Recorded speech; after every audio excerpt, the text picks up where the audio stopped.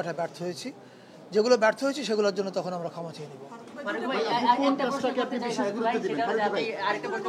সেটা হলো যে এই 5 আগস্টের অভ্যুত্থানের পর বলা হচ্ছে নতুন বাংলাদেশ, এবং বলা মানে এইরকম একটা আলোচনা গতকাল আপনি যখন উপদেষ্টা পরিষদে ঢুকলেন যে আপনি আপনার অবস্থান কোনো সময় এই যে না এটা একটু উত্তর দিয়েছি, একই উত্তর। আপনি দায়িত্ব নেওয়ার পর ফারুকী ভাই, আপনি দায়িত্ব নেওয়ার পর কোন কাজটাকে আপনি বেশি গুরুত্ব দিয়ে আপনি করবেন? অভিনন্দন জানানোর পাশাপাশি এই রাজনৈতিক দলের পক্ষ থেকে প্রশ্ন হয়েছে সমন্বয়কারীদের পক্ষ থেকে একটা সমালোচনা চলছে, আপনি কিভাবে দেখছেন এটাকে?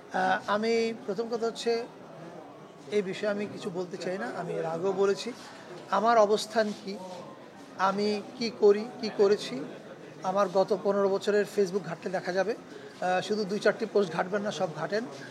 আর দ্বিতীয় কথা হচ্ছে এই যে আমার সিনেমাগুলো দেখলেও বোঝা যায় আমার অবস্থান কি। আর ফ্যাসিস্টের পক্ষের অবস্থান, এটা একটা অবিশ্বাস্য কথা, এটা নিয়ে উত্তর দেওয়ারও প্রয়োজন নাই।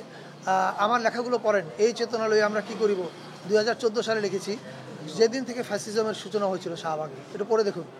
আবার কিন্তু এবং যদির খোঁজে নামে একটা লেখা লিখেছিলাম 2015-তে, এটাও পড়ে দেখা যায়। আমি এটা উত্তর দিতে চাই না। আমি এখানে ফ্যাসিজমের বিরুদ্ধে আমার অবস্থান ছিল কি না তার পুরস্কার হিসেবে তো আমি মন্ত্রিত্ব করতে আসিনি। আমি এই কাজটা করতে পারবো কিনা সেটা ইম্পর্টেন্ট। এবং আমি যখন ভেবেছি যে আমাকে যারা বিশ্বাস করছে আমি কাজটা করতে পারবো, তখন আমি চিন্তা করে দেখলাম আমি পারবো কিনা। আমি যখন ভাবলাম যে হ্যাঁ হয়তো পারবো, তখন আমি এসেছি। ফলে আমাকে আমার কাজটা দিয়ে বিবেচনা করবেন আমি কত বড় ফ্যাসিস্ট বিরোধী, এটার পুরস্কার হিসেবে আমার মন্ত্রিত্বের প্রয়োজন নেই। এটা একবার বলছি, কবার বলতে হবে ভাই? একই উত্তর। শিল্পকলা একাডেমিতে চলমান নাটক বন্ধ হয়ে যাচ্ছে, আপনি কি করবেন এই সংস্কৃতি অঙ্গনের ক্ষেত্রে? একই প্রশ্নের উত্তর আমি একটু আগে দিয়েছি ভাইরা আমার, প্লিজ।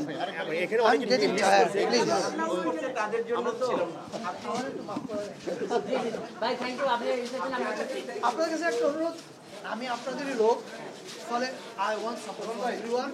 যারা ফুটেজ পান নাই দয়া করে অন্য ভাইদেরকে দিয়ে নিজেরা ভাই ব্রাদার, প্লিজ।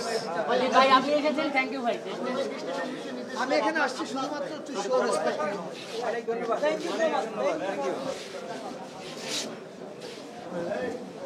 রোডম্যাপ কী দিয়েছি, কী করতে চাই, এবং আমরা চলে যাওয়ার দিন আপনারা তখন বিচার করতে পারবেন কয়টায় আমরা সফল হয়েছি, কয়টা ব্যর্থ হয়েছি।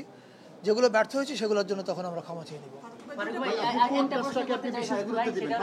আরেকটা প্রশ্ন উত্তর দেন, সেটা হলো যে